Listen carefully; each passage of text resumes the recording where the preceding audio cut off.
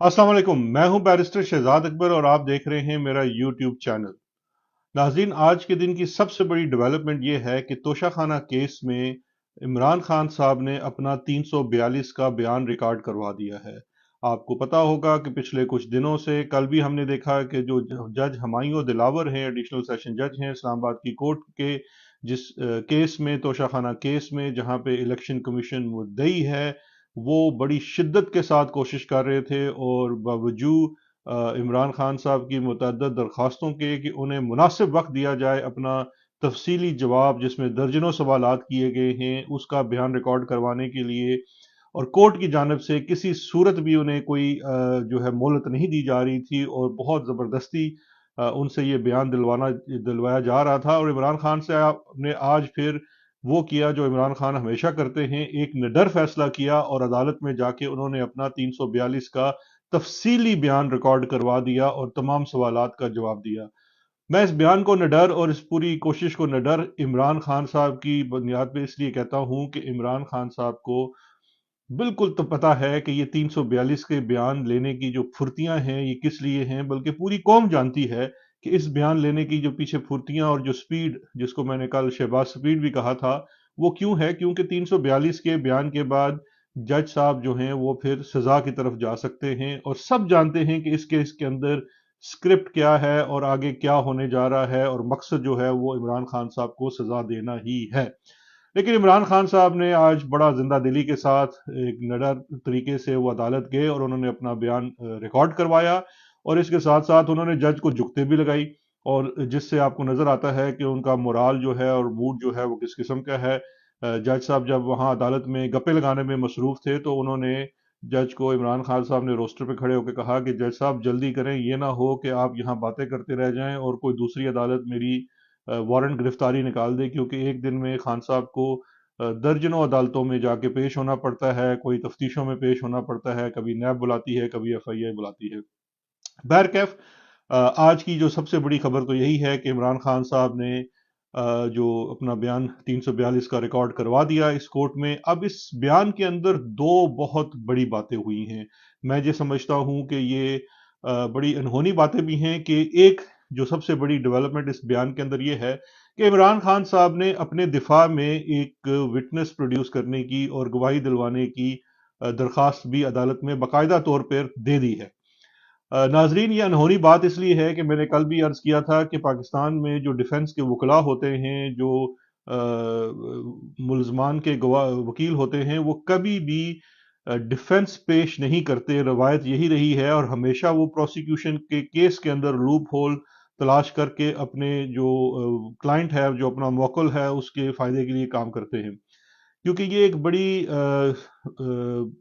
निडर सी चीज समझी जाती है कि, और एक बोल्ड मूव समझी जाती है कि आप कोई गवाह पेश करेंगे, क्योंकि जब आप कोई गवाह पेश करते हैं तो उसके ऊपर फिर क्रॉस एग्जामिनेशन भी होता है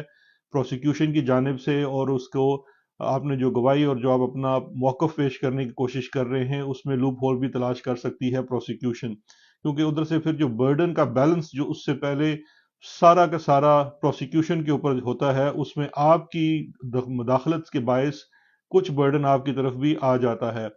लेकिन इमरान खान साहब चूंकि हमेशा से एक निडर खिलाड़ी भी रहे हैं, सियासत में भी हमने ये देखा है, फ्रंट फुट पे खेलते हैं और दिलेरी से ही लड़ते हैं, और मेरा अपना ज़ाती तजर्बा भी ये रहा है कि इमरान खान साहब ने हमेशा, एक तो जो ज़ाती तजर्बा था कि कभी आप इमरान खान से कोई फैसला लेना चाहेंगे तो लंबी मुद्दत नहीं होगी, वो आपको लम्हों में अपना जो है वो फैसला बता देंगे कि उसके ऊपर उनकी क्या राय है। और दूसरी जो चीज़ है कि वो हमेशा फ्रंट फुट पे खेलते हैं। ये वैसे कहते हैं कि एक सच्चे आदमी की निशानी होती है। अब देखते हैं कि आने वाले दिनों में उन्होंने जो इस वक्त अपना जो गवाह पेश करने का कहा है वो उनके हक में जाता है या ये तजुर्बा नहीं उनके हक में जाता। वैसे तो हम जानते ही हैं कि इस केस में स्क्रिप्ट क्या है। दूसरी बड़ी खबर जो सबसे बड़ी इंपॉर्टेंट चीज है और बड़ी इंटरेस्टिंग चीज है, वो इस केस के अंदर इमरान खान साहब ने अपने दिफा में जब उनसे घड़ी के मुतलका जो सवालात किए गए थे तो उन्होंने पॉइंट ब्लैंक एक चीज कही जो कि फैक्ट भी है। उन्होंने कहा कि वजीर आजम जो होता है वो अपनी चीजों की खरीदो फरोख्त या बाकी जो मामलात हैं वो खुद नहीं करता है, ना ही उसके पास वक्त होता है। मेरे भी जो तोशाखाना के तहाइफ थे ان کی جو فروخت ہے اور ان سے متعلقہ تمام معاملات جو ہیں وہ میرے اس وقت کے ملٹری سیکرٹری، جی ان کے جو ملٹری سیکرٹری اس وقت کے تھے، بریگیڈیئر افتخار وسیم افتخار چیمہ ان کا نام تھا۔ وہ عمران خان صاحب جب وزیر اعظم مقرر ہوئے تو اس وقت سے لے کے کچھ عرصے تک وہ ان کے ملٹری سیکرٹری رہے۔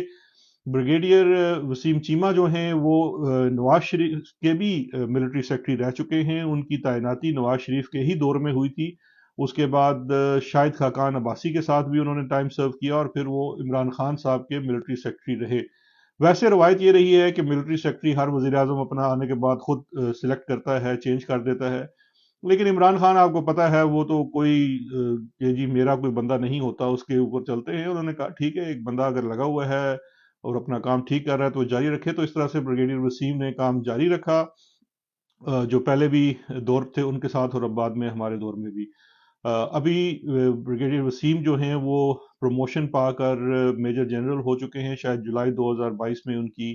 پروموشن ہوئی تھی، اور ابھی فوج میں کہیں وہ مجھے نہیں علم کہاں پہ ہے، لیکن کہیں وہ اپنی خدمات سر انجام دے رہے ہیں۔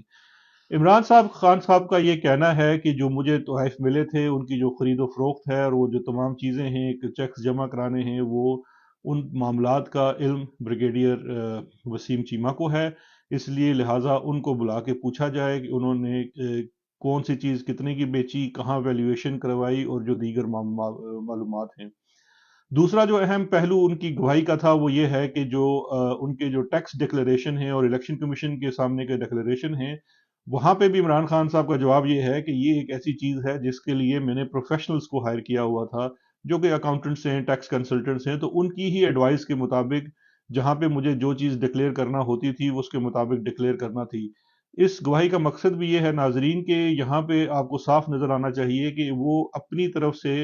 یہ نہیں کہہ رہے کہ میں نے کوئی سی چیز چھپائی ہے یا نہیں چھپائی ہے۔ فیکٹس جو ہیں، وہ جو سٹیٹمنٹس ہیں، وہ ڈاکومنٹس ہیں، وہ آپ کے سامنے ہیں، انہوں نے کہا، اور جو چیزیں ڈکلیئر کرنی ہیں وہ رول اور قاعدے کے مطابق جہاں جہاں ضرورت تھی ان کو ڈکلیئر کیا گیا۔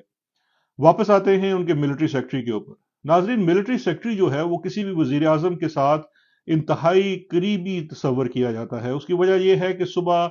کے آغاز میں جب آپ کا بٹلر آتا ہے اور آپ کو وہ انڈا اور ساتھ کافی کا ایک کپ دیتا ہے، تو وہ وہاں سے لے کے رات سونے تک وزیر اعظم کی تمام تر میٹنگز، ڈائری، کس سے ملنا ہے، کب ملنا ہے، کتنی دیر ملنا ہے، کس کا فون آنا ہے، کس کا فون نہیں آنا ہے، کپڑے کہاں سے آنے ہیں، استری کہاں سے ہونی ہے، ایک ایک چیز جو ہے وہ ملٹری سیکرٹری جو ہے یہ اس کی ذمہ داری آتی ہے۔ اور ملٹری سیکرٹری کا ایک پورا سیکٹریٹ ہوتا ہے وزیر اعظم ہاؤس کے اندر، جس میں ان ملٹری سیکرٹری جو ایک بریگیڈیئر لیول کے سرونگ ملٹری آفیسر ہوتے ہیں، ان کی معاونت کے لیے ان کے ساتھ پورا ایک پیرافرنیلیا ہوتا ہے، جس میں ایک لیفٹیننٹ کرنل، میجر اور کپتان اور اس کے نیچے کا پورا عملہ ہوتا ہے۔ پھر اس کے ساتھ ساتھ ایک جو فضائی ہماری افواج ہیں ان کی طرف سے بھی ایک اسکواڈرن لیڈر ہے، وہ اے ڈی سی کے طور پہ فرائض انجام دیتا ہے۔ اسی طرح سے نیوی کا ایک افسر ہوتا ہے، وہ بھی اپنے فرائض انجام دیتا ہے، اور یہ پورا ایک پیرافرنیلیا جو ہے وہ وزیر اعظم کی ان تمام چیزوں کا وہ ذمہ دار ہوتا ہے۔ لہٰذا اور یہ کوئی عمران خان صاحب نے کوئی نئی بات نہیں کی ہے۔ میں آپ کو یہاں پہ دو قصے سناتا ہوں جو ماضی میں بھی اس طرح کے معاملات میں وہ تمام تر چیزیں ملٹری سیکرٹری کی معلومات میں تھی، بلکہ ان کے ہاتھوں ہوئی۔ ایک انفارمیشن بریگیڈیئر وسیم چیمہ ہی کی میں آپ کو سنا دیتا ہوں کہ جب ہمارے دور میں نیب کی جانب سے اس وقت کے آئی بی کے جو چیف ہیں آفتاب سلطان، ان کے اوپر ایک کیس تھا جس کی انکوائری نیب میں چل رہی تھی کہ نواز شریف صاحب نے سارک کانفرنس کے لیے کچھ گاڑیاں منگوائی تھی، جو گاڑیاں بعد میں فورن آفس جو سارک کانفرنس تو ہوئی نہیں، اور وہ کوئی مرسیڈیز بڑی ایکسپینسو قسم کی مے بیک مرسیڈیز تھی، اور وہ وزارت خارجہ نے منگوائی، اور پھر وہ وزارت خارجہ سے وزیر اعظم ہاؤس آ گئی۔ تو اس میں جو آئی بی سے جب سوال جواب کیا گیا تو وہاں پہ جو آفتاب سلطان صاحب کی طرف سے جواب بھی نیب کو دیا گیا وہ بھی یہی تھا کہ جناب یہ تمام تر چیزیں آپ ملٹری سیکرٹری سے پوچھ سکتے ہیں، کیونکہ ملٹری سیکرٹری ہی رسپانسبل ہوتا ہے وزیر اعظم کے گاڑیوں کے بھی فلیٹ کا۔ تو اس لیے وہ گاڑیاں وزیر اعظم ہاؤس کیسے پہنچی، وہ فلیٹ میں کیا کر رہی تھی، ان کی جو اپ کیپ تھی، مینٹیننس تھی، وہ کیسے ہوتی تھی، کون اس کی ادائیگیاں کرتا تھا، یہ تمام جو ہوتا ہے اس کا رسپانسبل ملٹری سیکٹری ہوتا ہے، اور اتفاق سے اس وقت بھی بریگیڈیئر وسیم تھے۔ یہ اور بات ہے کہ جب وہ نام آیا تو پھر نیب نے وہ تقریباً اپنی انکوائری ہی ڈراپ کر دی اور کبھی اس بریگیڈیئر وسیم کو نہیں بلایا گیا۔ اس سے پہلے ماضی میں چلے جائیں تو آصف علی زرداری صاحب پہ آپ کو یاد ہوگا کہ ایک کیس آیا جس میں اسی طرح سے ایک گاڑی کی فروخت اور پھر گاڑی کے پیسے جمع کرائے جو توشہ خانہ سے تھی اس کے تھی۔ اس میں ایک نام آیا تھا اس وقت کے ملٹری سیکرٹری کا۔ وہ ملٹری سیکرٹری جو تھے اس وقت بریگیڈیئر عامر تھے، محمد عامر، جن کی جانب سے ان کا اپنے ذاتی چیک سے بھی وہ پیسے جمع کروائے گئے توشہ خانہ میں گاڑی کی ادائیگی کے لیے، اور ان کا نام بھی آتا رہا جو جے آئی ٹی بنائی تھی سپریم کورٹ آف پاکستان نے، اور پھر یہ معاملہ نیب اور ایف آئی اے کو ریفر ہوا بعد میں، اور آج بھی یہ معاملہ سب جوڈس ہی ہے مختلف کورٹس کے اندر۔ وقت کے ساتھ چیزیں آگے پیچھے ہو گئی، لیکن کبھی بھی ان ملٹری سیکرٹری کو جو اس وقت کے ملٹری سیکرٹری تھے اور آج وہ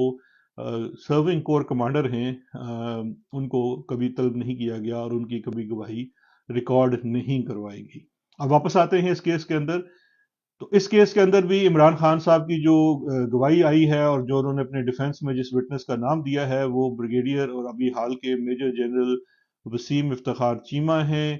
ان کو بلایا جائے، عمران خان صاحب کا کہنا ہے، اور ان سے پوچھا جائے کہ انہوں نے گھڑی کیوں کر، کب، کہاں، کتنے کی بیچی اور اس کی ویلیویشن کس سے کروائی، کیونکہ اگر دیکھیے بیچنے میں بریگیڈیئر وسیم چیمہ تھے اور ان کی جو ویلیویشن تھی اگر غلط ہوئی، صحیح ہوئی تو پھر اس کی ذمہ داری ان کے اوپر آئے گی۔ اب بڑا امپورٹنٹ ہے کہ عدالت کیا کرتی ہے، کیا ان کو سمن کرتی ہے، کیا بریگیڈیئر وسیم چیمہ عدالت تشریف لاتے ہیں، کیونکہ اس وقت وہ سرونگ ملٹری آفیسر ہیں اور ان کے اپنے کوڈ آف کنڈکٹ کے تحت ان کو چیف آف آرمی سٹاف کی پرمیشن چاہیے ہوگی سول عدالت میں آ کے گواہی دینے کے لیے بطور ڈیفنس وٹنس کے۔ اور پھر یہ سوال پیدا ہوگا کہ جناب کہ بریگیڈیئر وسیم چیمہ صاحب آ کے کیا کہیں گے، کیونکہ جب وہ جو بھی آ کے کہیں گے اور پروسیکیوشن ان کے اوپر کراس ایگزامن بھی کرے گا، یہاں پہ دو صورتحال پیدا ہو سکتی ہے۔ ایک تو یہ ہو سکتی ہے کہ دیکھیے پچھلے کچھ دنوں سے آپ نے دیکھا کہ کچھ مہینوں سے ایک سیزن چلا ہوا تھا جی کہ اس کو پکڑ لو، اس کا بھائی اٹھا لو، اس کا بیٹا اٹھا لو، اس بندے کو خود اٹھا لو اور پھر اس کو کہو کہ وعدہ معاف گواہ بن جائے۔ اب جو کیس آپ نے اتنا ڈھونڈ ڈاڑ کے تیار کیا اس میں جو عمران خان صاحب نے آپ کا اپنی جو بساط ہے وہ الٹ کر کے رکھ دی ہے، اور اب آپ کو ملٹری کے ایک حاضر سروس میجر جنرل صاحب کو آنا پڑے گا۔ اب وہ جب آ کے گواہی دیتے ہیں تو وہ وعدہ معافی کی گواہی دیتے ہیں یا اصل حقائق کی گواہی دیتے ہیں، یہ ہمیں اب آنے والے دنوں میں نظر آئے گا۔ یہاں پہ ویسے یہ بھی ہو سکتا ہے کہ عدالت ان سے اگری نہ کرے اور یہ کہہ دے کہ جی ہم نہیں بلاتے ان کو، تو اس صورت میں عمران خان صاحب جو ہیں وہ اس کو چیلنج کر سکتے ہیں، کیونکہ بہرکیف قانون آپ نے کتنا بھی اس وقت انڈر دا رگ کر دیا ہو، یہ حق تو ہو جو ہے وہ ملزم کا ہوتا ہے کہ وہ اپنے حق میں گواہی دے سکے، کیونکہ اگر آپ اس کی جو حق میں دی ہوئی گواہی ہے اس کو پیش نہیں کرنے دیں گے تو یہ چیز آپ کے خلاف جائے گی، اور آپ کے کیس کی جو کنوکشن اگر آپ کرتے ہیں، جو آپ کرنے جا رہے ہیں، صاف نظر آ رہا ہے وہ ایک غیر محفوظ کنوکشن تصور کی جائے گی جس کے اندر ڈیو پروسیس کو فالو نہیں کیا جائے گا۔ تو لہٰذا میں سمجھتا ہوں کہ عمران خان صاحب نے نہ صرف نڈر ہونے کا ثبوت دیا بلکہ ساتھ ساتھ ایک اسٹریٹجک موو بھی کی ہے، اور اب وہ جسے کہتے ہیں کہ آپ اپنے دام میں صیاد آ گیا تو کی مانند اب جو گواہی ہے وہ اسی ادارے کی طرف سے آئے گی جہاں سے یہ ساری چیزیں شروع ہوئی ہیں۔ تو دیکھتے ہیں آنے والے دنوں میں کیا ہوتا ہے، بٹ آج کے دن میں سمجھتا ہوں کہ عمران خان صاحب نے اپنی نڈری سے اور اپنی جو اسٹریٹجک چال چلی ہے اس سے چیزیں کافی مشکل کر دی ہیں کہ آپ سزا تو دلوانے جا رہے ہیں لیکن میں سزا سے پہلے کافی لوگوں کو ننگا کر دوں گا۔ یہ عمران خان صاحب کا آج میں سمجھتا ہوں تھا رہا۔ تو دیکھتے ہیں آنے والے دنوں میں کیا ہوتا ہے۔ اپنا بہت خیال رکھیے گا۔ شکریہ اور خدا حافظ۔